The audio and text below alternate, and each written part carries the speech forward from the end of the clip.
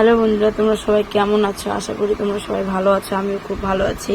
তো ছেলেকে নিয়ে এখন আমি যাচ্ছি স্কুলে। তো অনেকটাই বেলা হয়ে গেছে, তাই তোমার দাদাভাইকে বললাম যে চলো আমাদেরকে রেখে আসো ওকে স্কুলে। আর মেনলি আজকে আমি যাচ্ছি, কারণ তোমার দাদাই নিয়ে যায় ওকে হচ্ছে স্কুলে, তো আমি যাই না। তো আজকে আমার একটা যাওয়ার কারণ হচ্ছে একটাই, গতকাল রাত্রে আমার পায়ে হচ্ছে বিড়াল কামড় দিয়েছিল।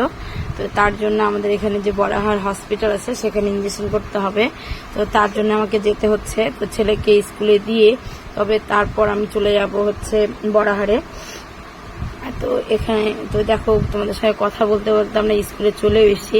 তো স্কুলে এখানে এসে ছেলেকে কিছু টিফিন দেওয়া হয়নি, তো দোকান থেকে কিছু টিফিন কিনে দিচ্ছি আমি।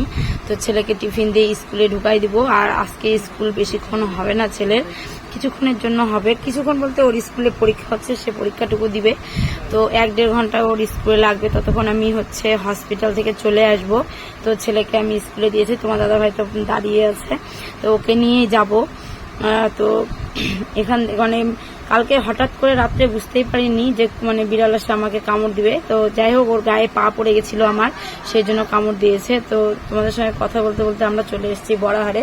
তো এটা হচ্ছে আমাদের বড়াহার হসপিটাল, ভালোই, এখানকার পরিষেবা খুব একটা খারাপ না, খুবই ভালো।